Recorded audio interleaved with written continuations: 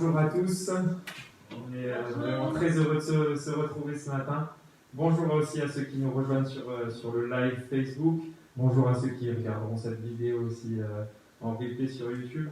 On est très heureux de pouvoir se retrouver encore une fois ce dimanche matin pour célébrer Dieu ensemble. Et j'avais une pensée en préparant cette partie louange, là, ce temps de louange. On a un Dieu qui fait des miracles, on a un Dieu qui agit. Il a fait des miracles en venant sur terre, en étant dans la personne de Jésus, et continue à faire des miracles dans nos vies. Et le premier miracle que Jésus a fait, voilà comment ça s'est terminé. Il dit, Évangile de Jean, chapitre 2, verset 11, « Voilà comment Jésus fit le premier des signes miraculeux à Cana en Galilée. Il manifesta ainsi sa gloire, et ses disciples crurent en lui. » Et je pense que les miracles, c'est la manifestation de la gloire de Dieu. Et c'est ce qu'on veut célébrer ce matin.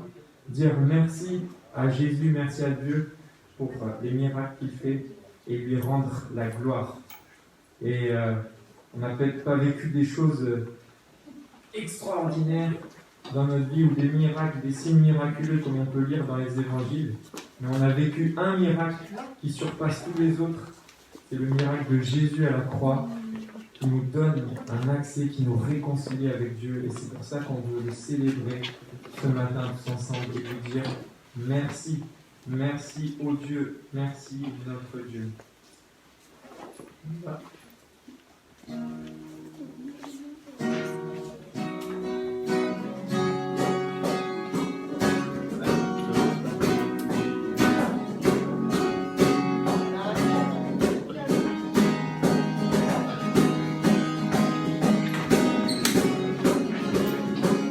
Ensemble, chanter, tu transformes à l'eau en vin. Tu transformes à l'eau en vin. Tu touches à les yeux de ta main. Ne n'est comme toi. Comme toi. Dans nos ténèbres, tu brilles. Tu nous redonnes la vie, nous n'est comme toi, comme toi. Dieu admirable, inébranlable, dans ses passes toute puissance, Dieu de miracle, incomparable.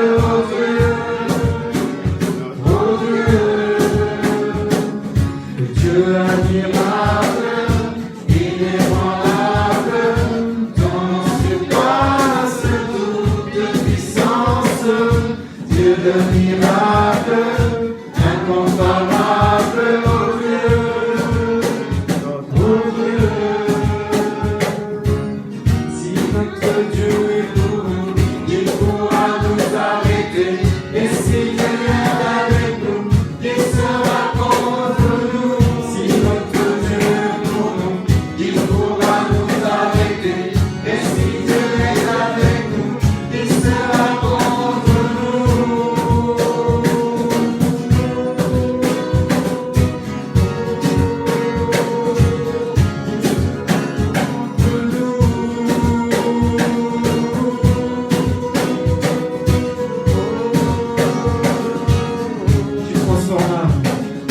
Tu transformas l'eau en vin. Touche à les yeux de ta main. Nul n'est comme toi. Comme toi. Dans les ténèbres tu brilles. Dieu nous redonne la vie. Nul n'est comme toi. Comme toi. Dieu admirable, inébranlable, dans nos surfaces toute puissance. Dieu de miracle.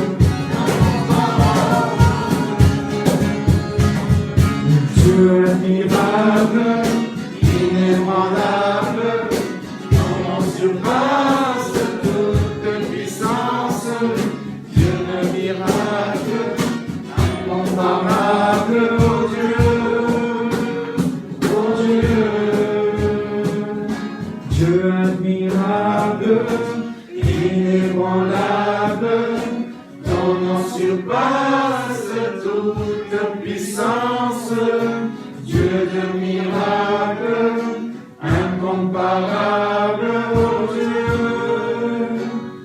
oh Dieu.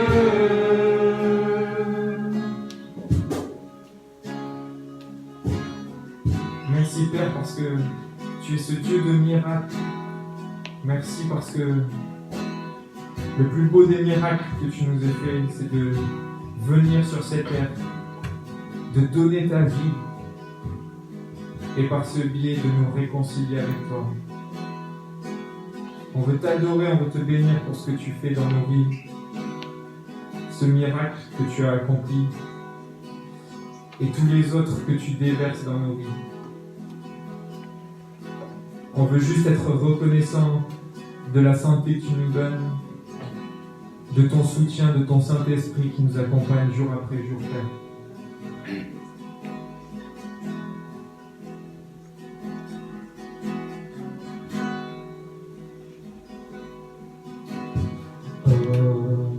De douleur, Fils de Dieu, trahi par les siens, le fardeau de notre péché, sur Jésus fut posé.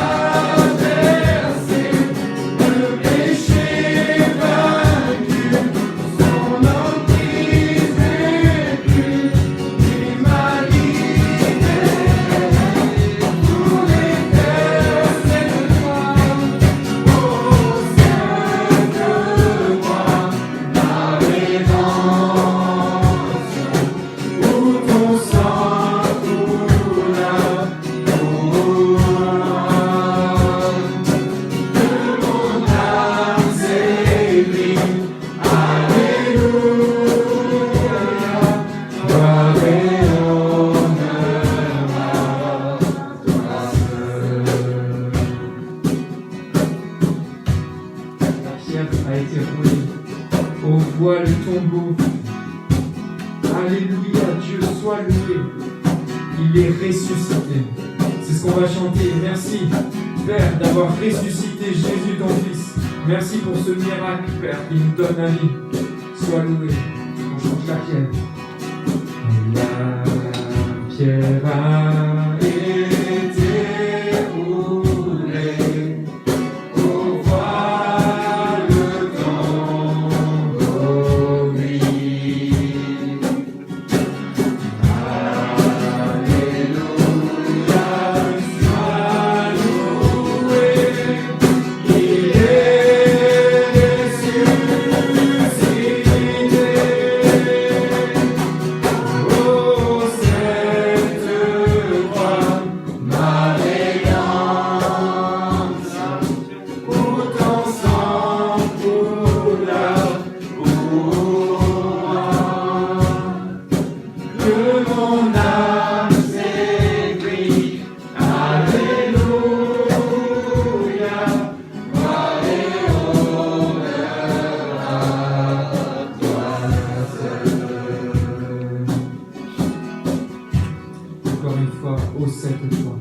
Ô cette croix, ma rédemption,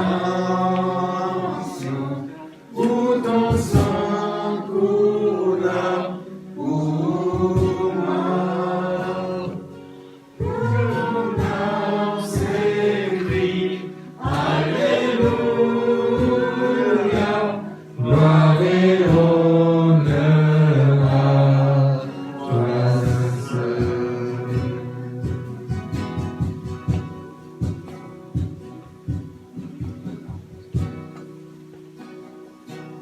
Je regarde à la croix.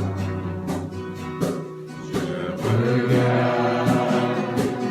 à Jésus seul.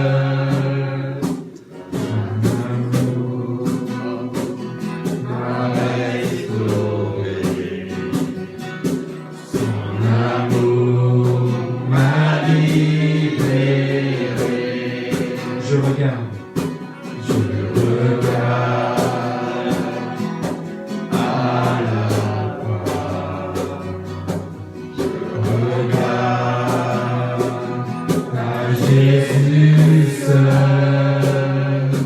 Son amour m'a restauré. Et son amour m'a libéré. Car Dieu a tant aimé le monde, il a donné son Fils unique, afin que quiconque croit ne périsse pas, mais qu'il ait la vie éternelle.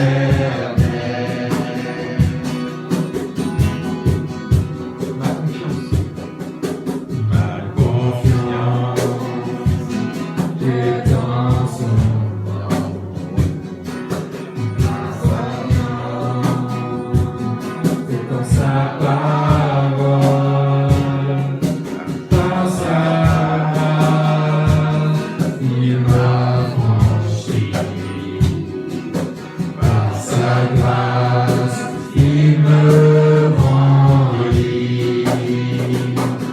Car Dieu a tant aimé le monde, il a donné son Fils unique, afin que quiconque croit ne périsse pas, mais qu'il ait la vie éternelle.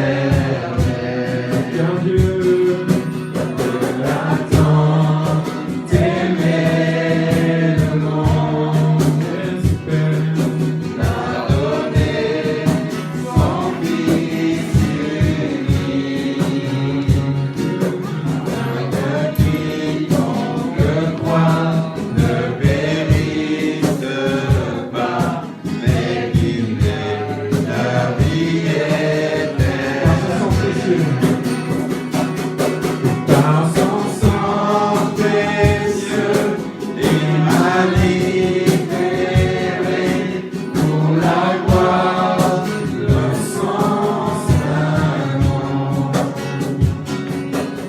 j'abandonne ma vie pour l'amour de Christ. Sa grâce m'a sauvé. Merci pour ta grâce, Père.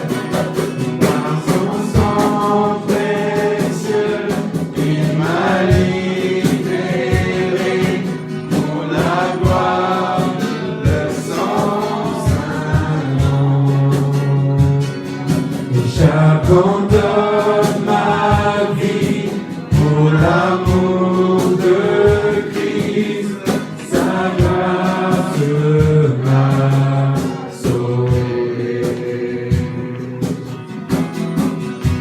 Car Dieu a tenté. Car Dieu attend d'aimer le monde, qu'il a donné son Fils unique, afin que quiconque croit ne périsse pas, mais qu'il ait la vie éternelle. Oui, qu'il ait la vie éternelle.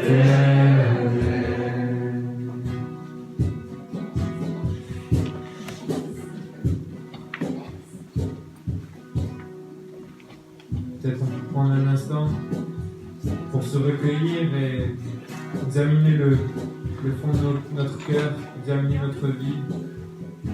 Et en regardant notre vie, peut-être prendre conscience de tous les bienfaits de Dieu jour après jour, de tous ces miracles au quotidien.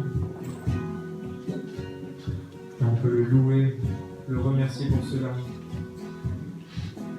Et je t'invite, si tu es devant ton écran aussi, à prendre ce temps, pendant que la musique continue, à simplement dire merci. Merci à ton Dieu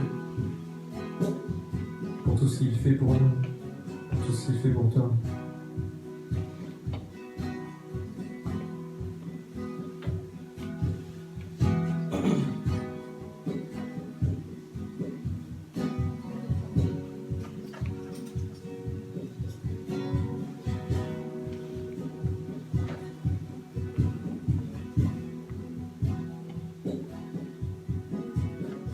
Merci Père, parce que tu nous as tant aimés, que tu as donné ton Fils.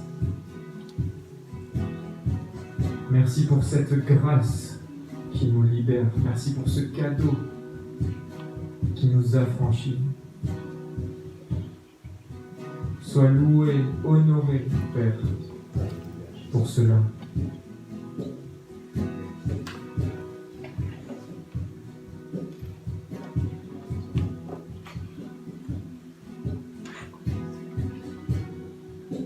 Sois béni, Père éternel. De tout mon cœur, je te loue ce matin, Seigneur. De tout mon être, je te loue, parce que tu es le Dieu Tout-Puissant. Tu es le Dieu qui aime. Tu es le Dieu qui chérit. Tu es le Dieu qui pardonne. Tu es le Dieu qui relève, Seigneur, lorsque nous fléchissons. Tu nous portes même quand nous ne pouvons plus marcher. Sois glorifié, Seigneur Tout-Puissant, parce que nous pouvons compter sur toi à chaque instant. Merci Seigneur de nous bénir tous. Merci de nous bénir tes enfants, Seigneur, dans cette église, mais partout sur la terre. Sois glorifié, Père éternel, dans le nom de Jésus-Christ. Amen.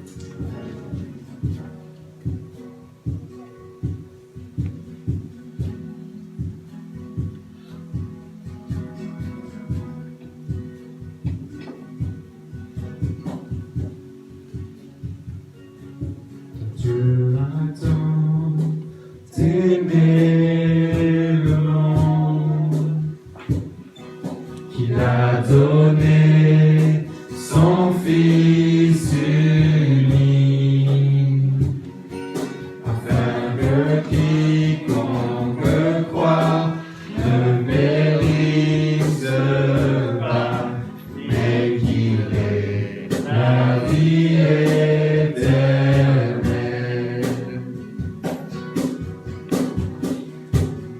Dieu attend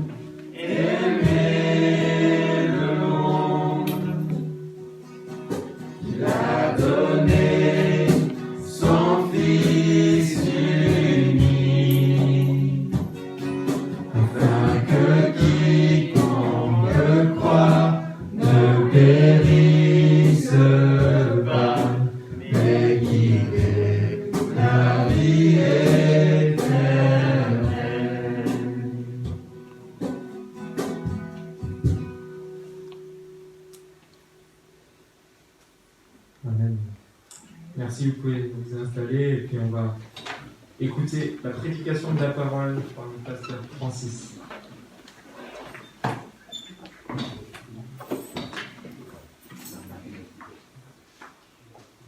Voilà. Je crois que Nathan est plus grand que moi.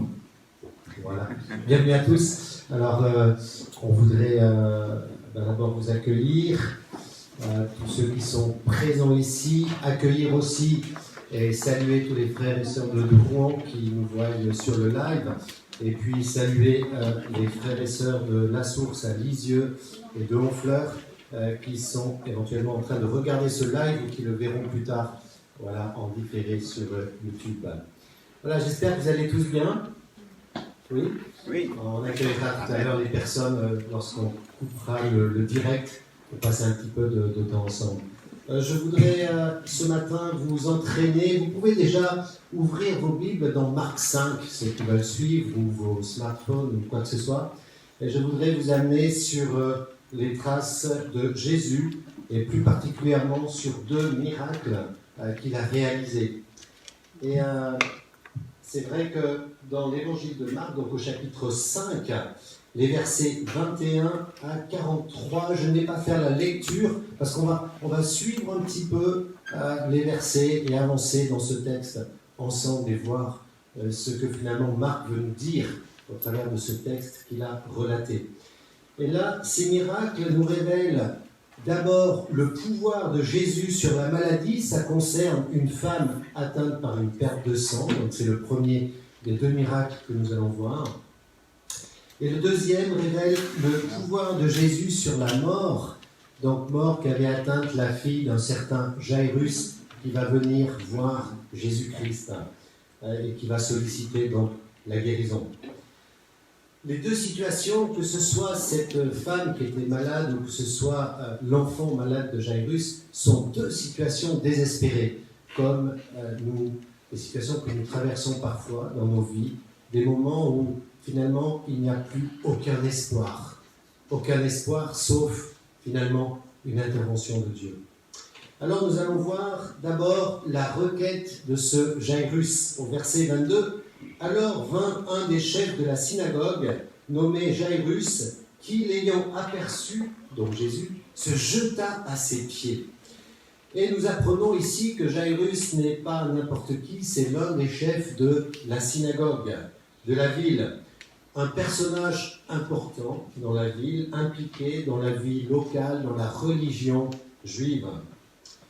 C'est une tragédie personnelle et familiale qui va pousser ce Jairus à aller à la rencontre de Jésus.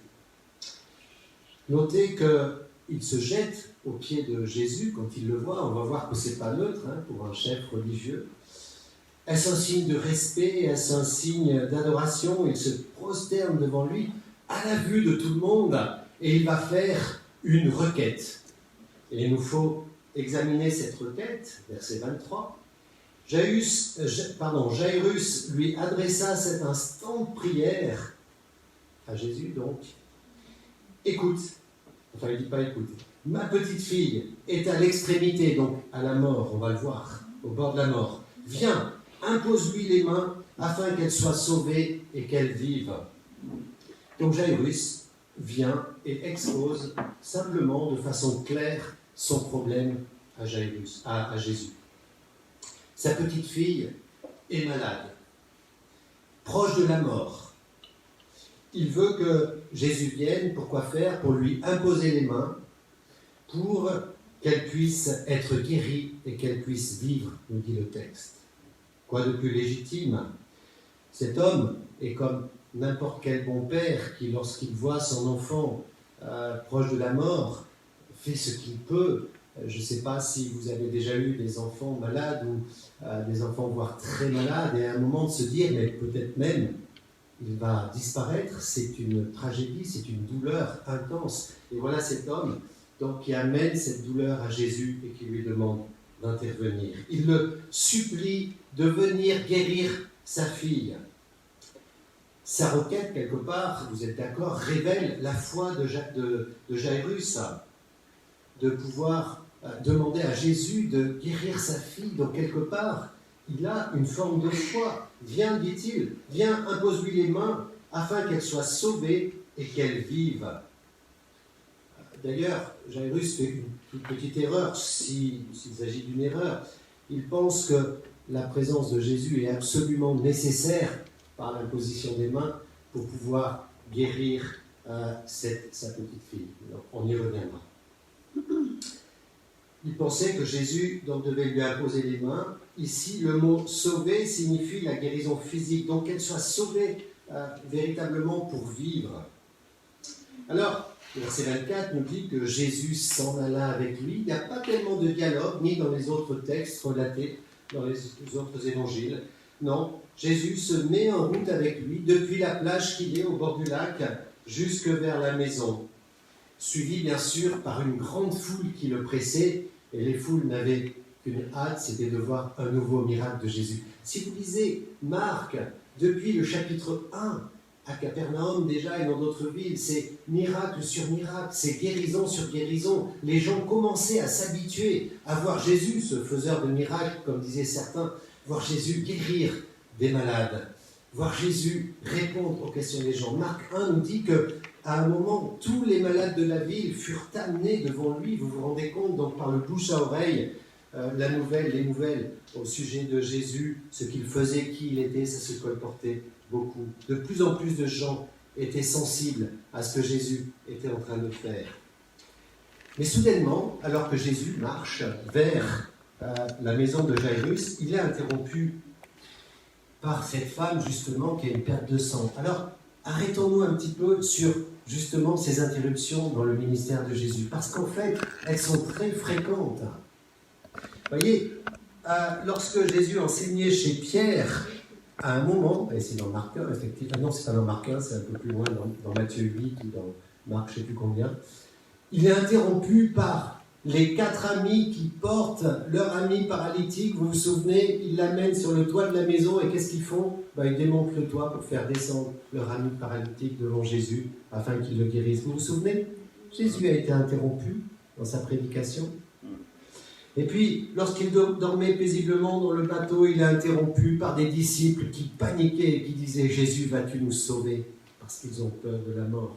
Lorsqu'il informait ses disciples qu'il devait aller à Jérusalem pour mourir, Pierre va l'interrompre et va lui dire « Mais non, Jésus, tu ne vas pas mourir. » Brave Pierre.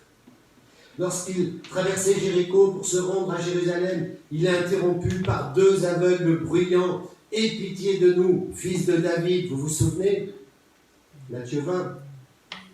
Lorsqu'il va en retraite avec ses disciples pour un peu de temps, à part, il est interrompu par une femme cananéenne. Et il s'en suivra un excellent dialogue. Alors, en général, les interruptions, si vous êtes comme nous, comme moi, elles nous perturbent, elles nous gênent. Mais pour Jésus, il se sert de ces interruptions pour pouvoir parler avec les gens, dialoguer, pour pouvoir les transformer en des moments de ministère. Il ne se laisse pas perturber par cela. Alors, voyons maintenant qui interrompt Jésus et pourquoi. Revenons à cette femme. Verset 25. Or, il y avait une femme atteinte d'une perte de sang depuis 12 ans. Elle avait beaucoup souffert entre les mains de plusieurs médecins. Elle avait dépensé tout ce qu'elle possédait et elle n'avait éprouvé aucun soulagement, mais était allée plutôt en empirant. Ayant entendu Jésus parler de Jésus, elle vint dans la foule de derrière et toucha son vêtement, car elle disait « Si je puis seulement toucher ses vêtements, je serai guérie. » Qu'apprend-on sur cette femme dans ce passage ? Elle était atteinte d'une perte de sang depuis 12 ans. 12 ans, c'est long 12 ans, n'est-ce pas ? C'est relativement long pour une maladie. Cette maladie était une gêne perpétuelle. On pourrait même dire qu'elle avait une perte de force physique, car avec la perte du sang, il y avait moins de fer dans le corps, ce fer dont on a besoin d'être fortifié. Elle avait honte devant les autres. D'ailleurs, vous noterez qu'elle arrive par derrière. J'y reviendrai, c'est intéressant. Elle se ruinait financièrement, dépensant tout son argent pour la guérison. Elle avait dépensé tout son argent en voyant beaucoup de médecins, nous dit le texte. Et elle voyait des médecins qu'elle payait, elle voyait d'autres médecins qu'elle payait, elle voyait d'autres médecins qu'elle payait, et tout son argent y passait. Et le texte nous dit que malgré cela, elle n'en retirait aucun soulagement, malgré le fait qu'elle voyait tous ces médecins et qu'elle dépensait tout son argent. Et même pire, elle allait plutôt en empirant, malgré tous ses efforts.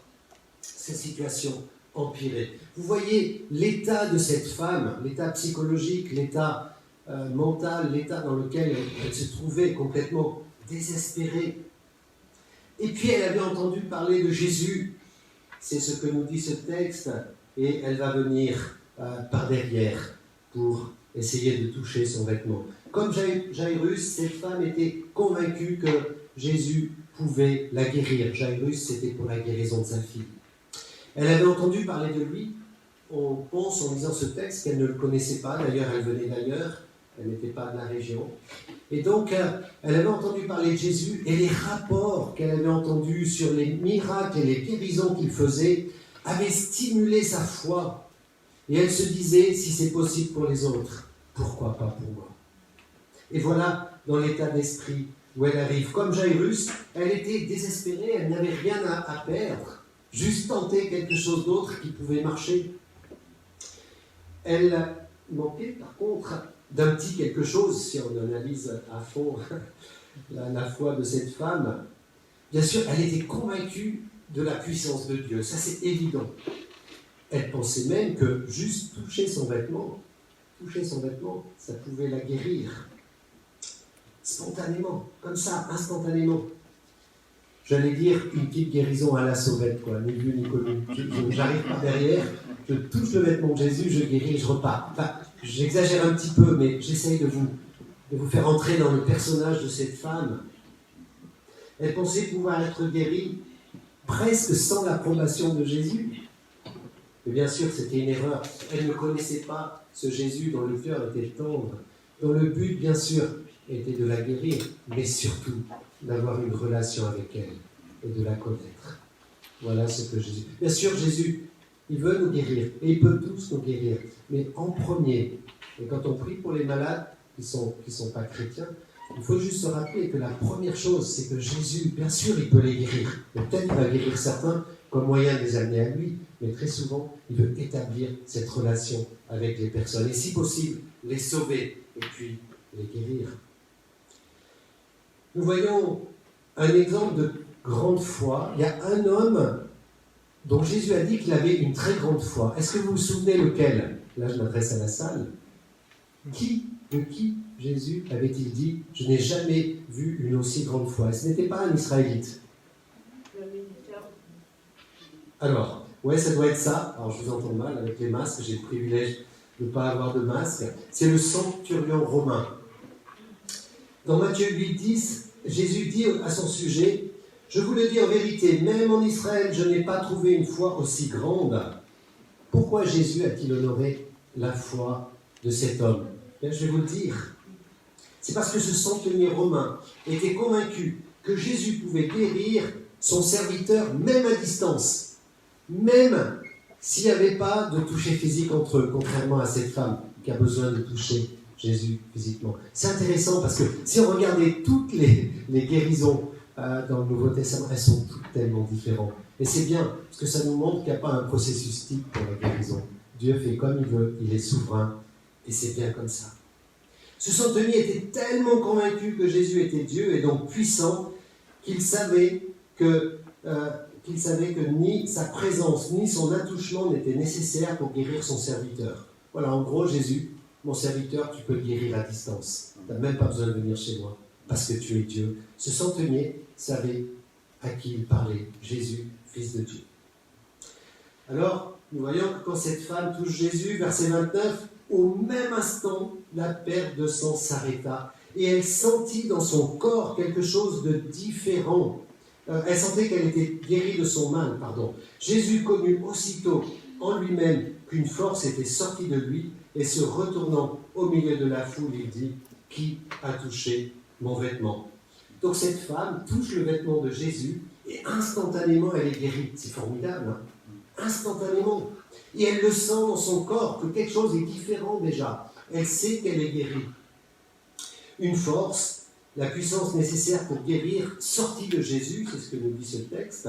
Alors bien sûr, ce n'est pas contre sa volonté, sa volonté à Jésus était engagée dans tout ça.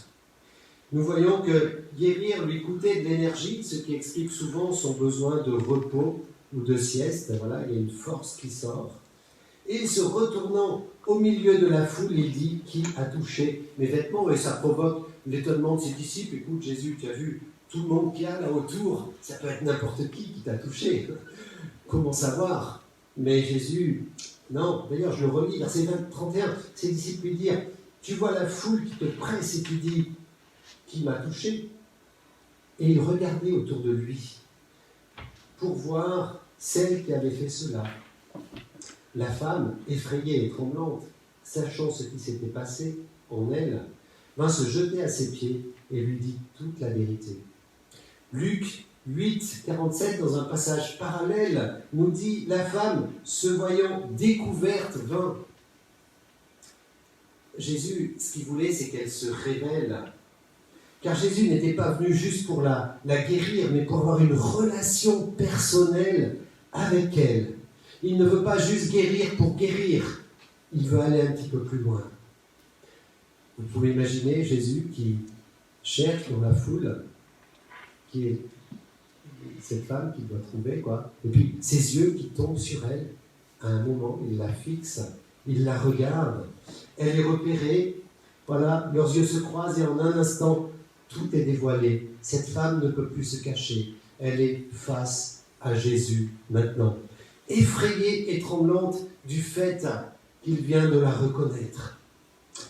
Avait-elle peur du fait que sa guérison avait été faite sans sa permission explicite, parce qu'il y a une permission implicite, ou le croyait-elle fâché parce qu'il était devenu cérémoniellement impur jusqu'au soir, Bon, là, il faut retourner aux lois de l'Ancien Testament, je ne vais pas trop entrer dans les détails. Mais elle se jette à ses pieds et elle finit par lui dire toute la vérité. Et là, dans ces moments de sincérité, elle doit lui expliquer sa vie depuis 12 ans, son enfer personnel. Elle doit tout lui dire, tout cet argent qu'elle a dépensé, cette guérison attendue qui ne venait jamais. Et finalement, elle est là pour chercher auprès de lui cette guérison qu'elle vient d'obtenir. Comme Jairus, elle savait qu'elle était indigne de sa faveur. Elle lui dit toute la vérité, elle confesse qu'elle avait agi de la sorte à cause de son désespoir. Et verset 34, mais Jésus lui dit « Ma fille, ta foi t'a sauvée, va en paix et sois guérie de ton mal. » Ma fille, je crois que c'est la seule fois dans le Nouveau Testament où Jésus utilise cette expression « ma fille ». Jésus l'utilise pour cette femme, un type d'affection qui souligne aussi la relation spirituelle qui est maintenant établie entre eux. Elle est maintenant fille du Sauveur. Elle est admise dans la famille de Dieu. On a l'impression que sa foi ne lui avait pas apporté que la guérison, mais aussi le salut. Et c'est ça que Jésus cherchait au travers de cette femme, comme au travers de la Samaritaine, comme au travers des gens qu'il rencontre. D'abord, le salut et la guérison accessoirement. Alors, maintenant, Jésus lui dit « Ta foi t'a sauvé, va en paix et sois guéri de ton mal. » Voilà, il s'agit ici de sa guérison physique. Et puis maintenant, on va retourner à la guérison, à la résurrection de la fille de Jairus. On va retourner à notre scène initiale de l'histoire. Vous vous souvenez, il y avait cet homme, Jairus, qui était en chemin et qui s'était adressé à Jésus. Puis ils avaient commencé à marcher vers sa maison, mais ils avaient été interrompus par cette femme. Cette femme est maintenant guérie. Cette femme est maintenant dans un état que je vous laisse imaginer, de joie, d'allégresse. Je ne sais pas si elle a suivi Jésus jusqu'à la maison de Jairus. Mais là, nous allons voir le deuxième miracle. Donc, ils vont chez Jairus afin de guérir cette fille qui est gravement malade, au point de mourir.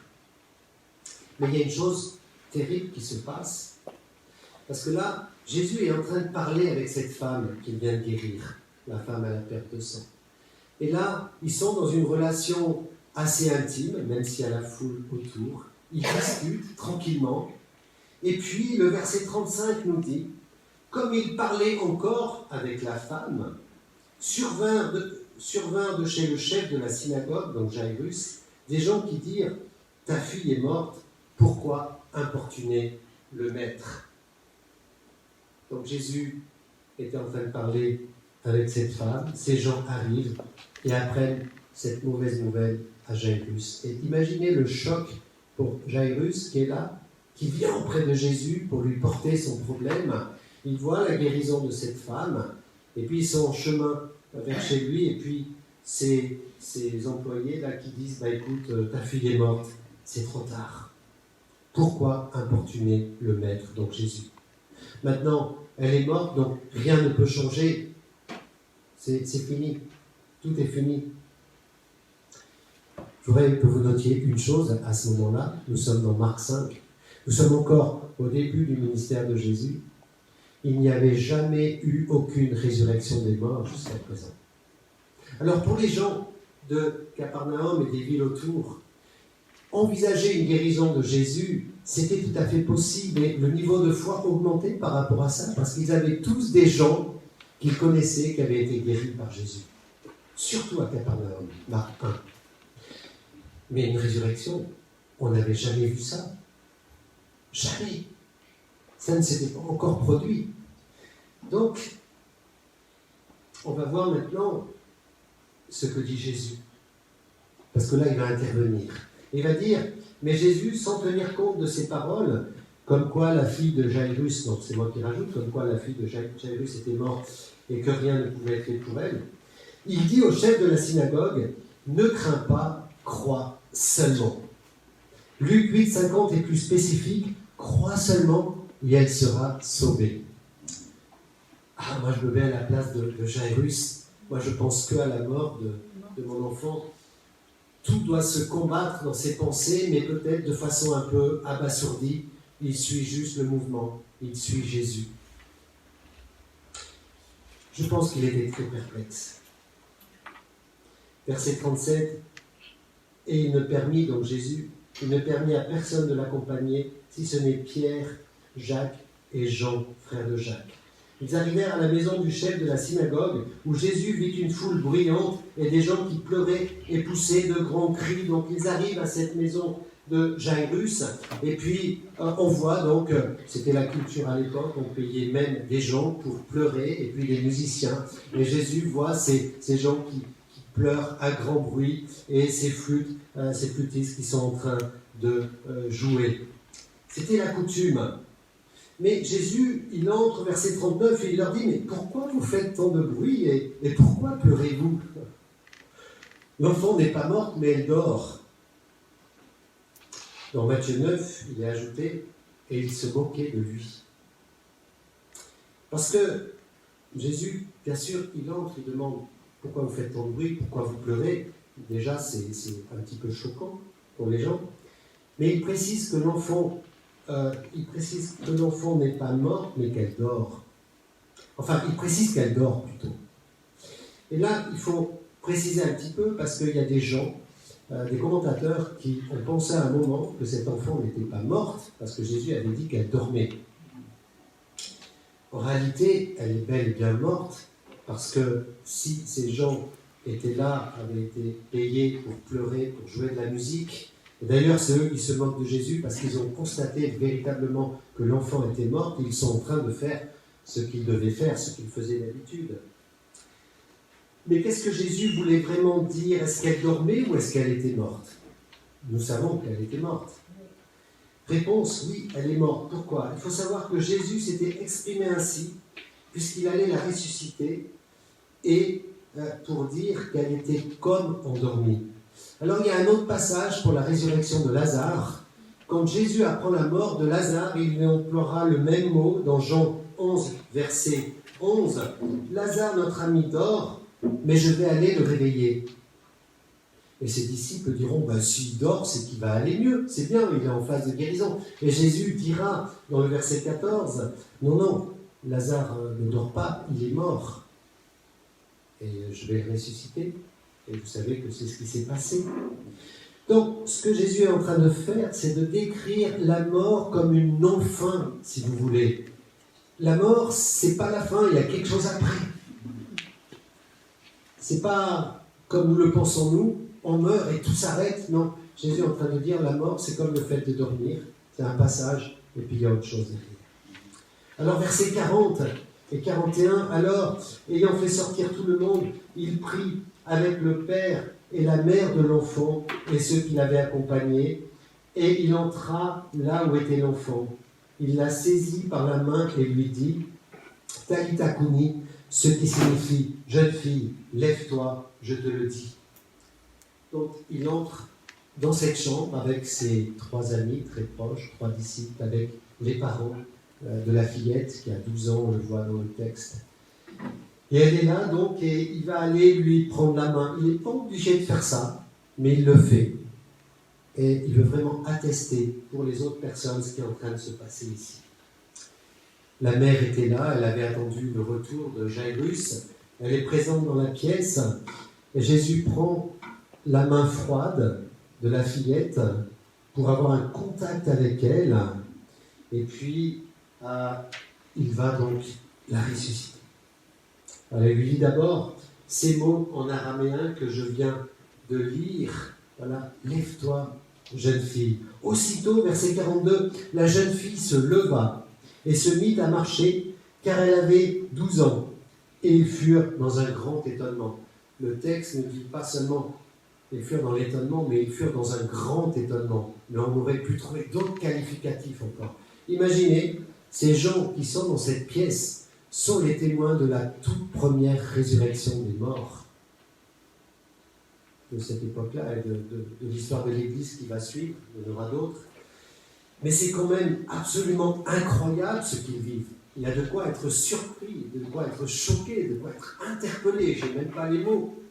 Alors, verset 43, Jésus leur adresse de fortes recommandations. Je pourrais juste dire, il faut visualiser ça, hein. Elle est morte, Jésus prend sa main, et son corps va frémir légèrement, et puis elle va commencer à respirer tout doucement, ses poumons vont se remplir d'air, puis son visage, pour tous ceux qui ont vu les défunts, le corps est quand même blanc, sans vie, donc le visage va reprendre vie, va reprendre des couleurs, et puis cette jeune fille va se lever, va marcher. Là, on est vraiment dans le surnaturel, n'est-ce pas? Et puis, verset 43, Jésus leur adresse de fortes recommandations pour que personne ne sache la chose. Et il dit qu'on donne à manger à la jeune fille. Jésus dit, voilà, il voudrait que personne ne le sache. Bon, ça pose question quand même, parce qu'un tel miracle, comment le garder secret? Non, il savait qu'il serait impossible d'arrêter la nouvelle, puisque beaucoup de gens savaient que la fille était morte. Donc, tous ceux qui savaient qu'elle était morte savaient que de toute façon, elle aurait cette résurrection. Ce qu'il voulait, c'est que personne ne le sache avant qu'il quitte la région. Puis peut-être la protéger un petit peu, elle aussi. Ce qui est touchant, c'est qu'il demande qu'on lui amène à manger. Même dans ces moments-là, il pense aux besoins de cette jeune fille. Et il dit, mais donnez-lui à manger, s'il vous plaît. Alors j'arrive à la fin de ce message, et je m'attends pour revenir à la conclusion.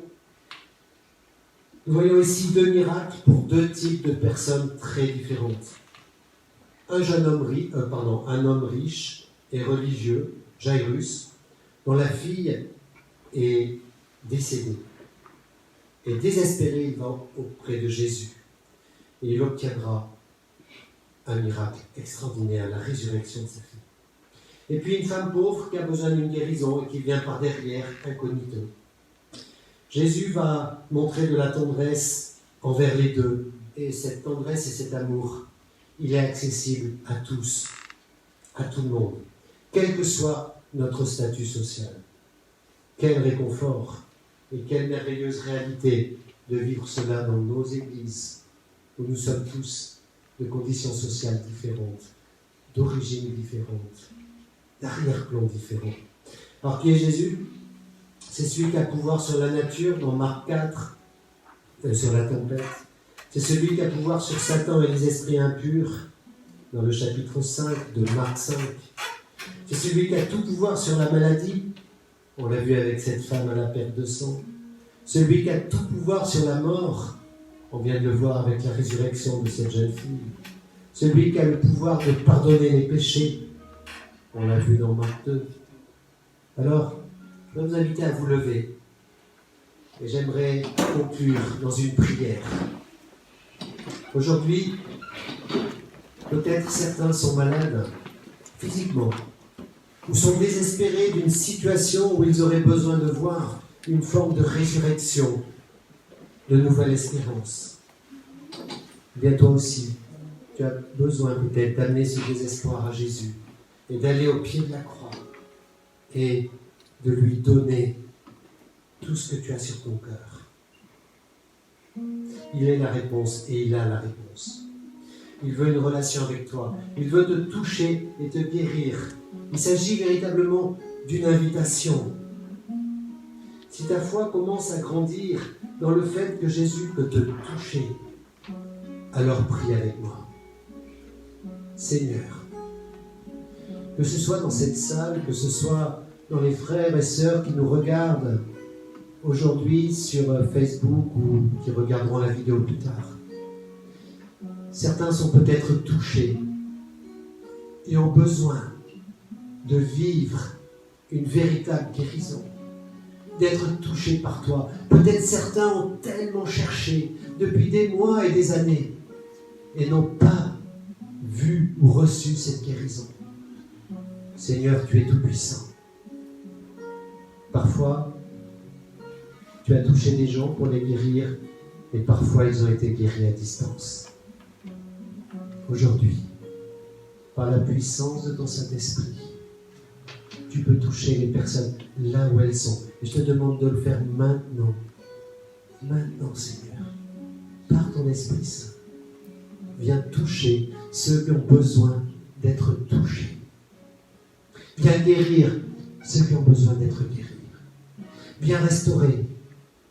Et si quelqu'un a besoin d'être connecté avec Jésus, reçois-le maintenant dans ton cœur.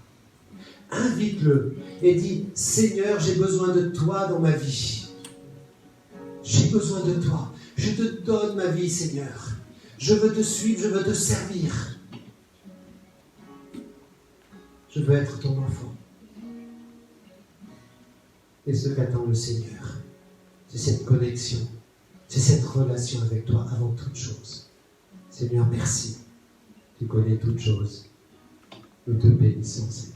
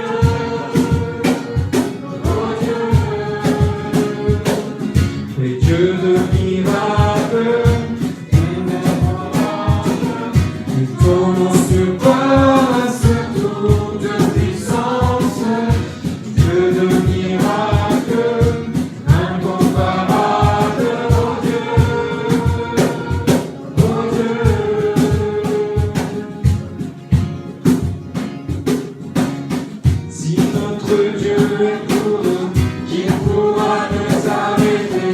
Et si Dieu est avec nous, qui sera contre nous? Si notre Dieu est pour nous, qui pourra nous arrêter? Et si Dieu est avec nous, qui sera contre nous? Qui sera contre nous?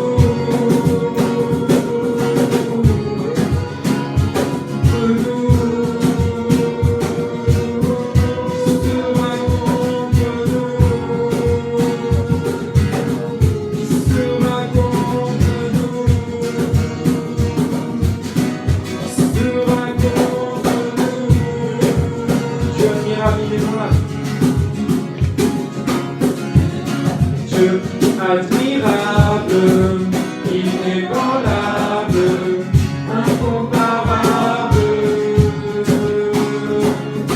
Dieu admirable, inébranlable, incomparable. Dieu admirable, inébranlable, incomparable.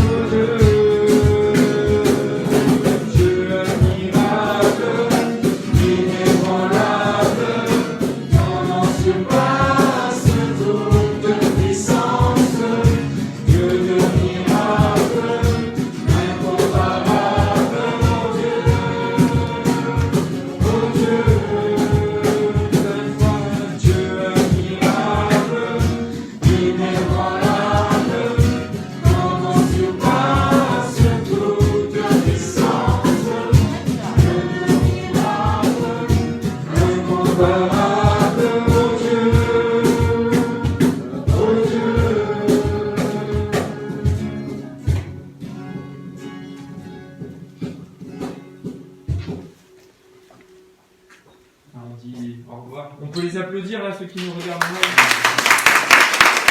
Je vais de toute façon vous accueillir. À bientôt.